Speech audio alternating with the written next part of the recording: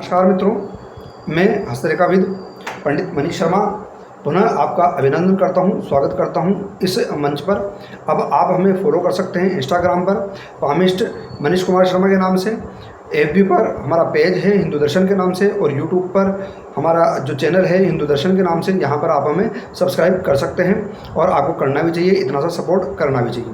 तो जैसा कि मित्रों आप सभी को विदित है, हम हिंदू दर्शन मंच पर लेकर आते हैं हिंदू मान्यताओं से संबंधित समस्त धार्मिक, आध्यात्मिक, वैज्ञानिक और तात्विक बातें सरल भाषा में। इसी क्रम में हम जो ब्रह्म विद्या है, ज्योतिष, उसका एक अंग है सामुद्रिक शास्त्र या हस्तरेखा, उस पर भी हम आपके लिए वीडियो प्रस्तुत करते रहते हैं।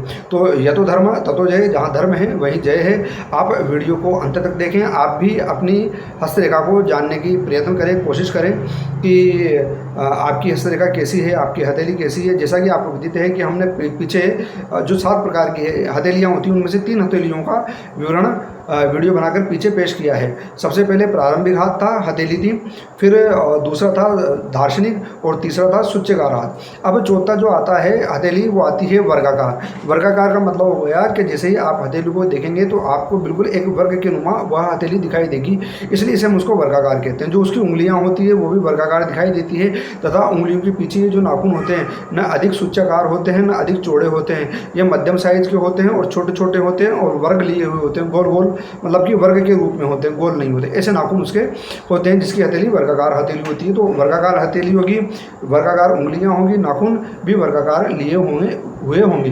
तो जो इस प्रकार के जातक होते हैं, अभी आपने पहचान लिया वर्गाकार हाथ के लक्षण। अब आप देखिए कि जिसका जो हथेली है वर्गाकार होगी उसके लक्षण क्या क्या हैं और क्या क्या उसका स्वभाव होता है।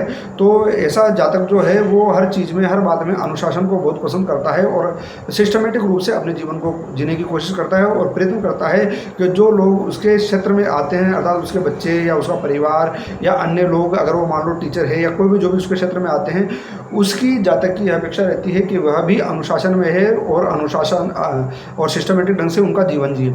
उसको बुरा लगता है, इरिटेशन होती है जो अनुशासन से बाहर जाता है। और उनका एक और लक्षण होता है कि वो कानून व्यवस्था को और धार्मिक संस्कारों को भी अधिक मानने वाले लोग होते हैं, अधिक सिस्टमेटिक लोग होते हैं।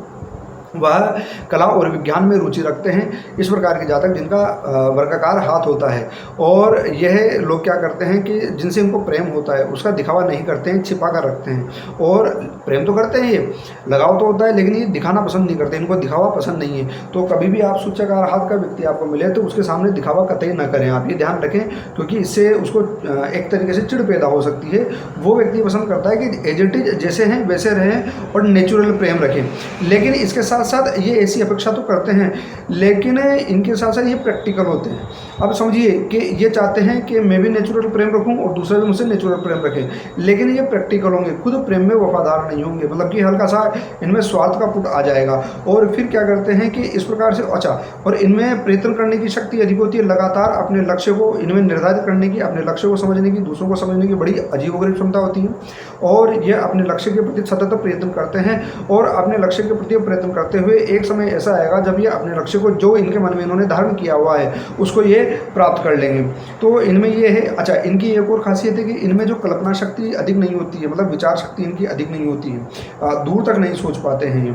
हालांकि लक्ष्य तो बनाते हैं और उसको प्राप्ति कर लेते हैं, प्रैक्टिकल होते हैं ना, ये थोड़े स्वार्थपरक लोग होते हैं और दिखाते हैं ऐसे हैं कि ये बहुत सिस्टमेटिक हैं और बहुत अच्छे लोग हैं और इनको दिखावा पसंद नहीं है, पर दिखाते हैं ये ऐसा।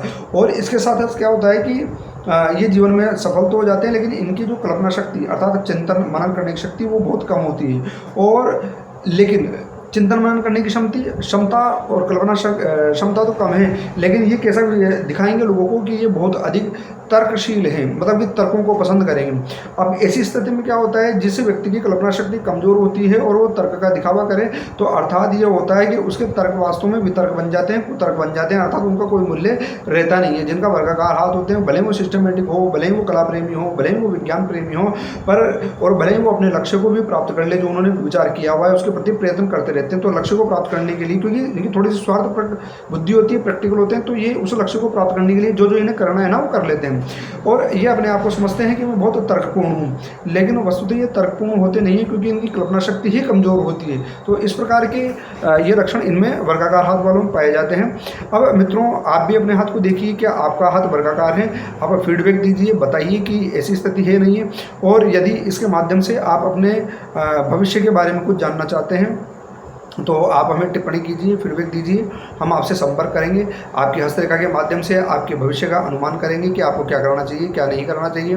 आपकी शंकाओं का समाधान करने का प्रयत्न करेंगे और उसके अनुसार आपको समाधान बताएंगे। जय जय श्री सीताराम। अभिनंदन। आपका वीडियो देखने के लिए बहुत बहुत धन्यवाद।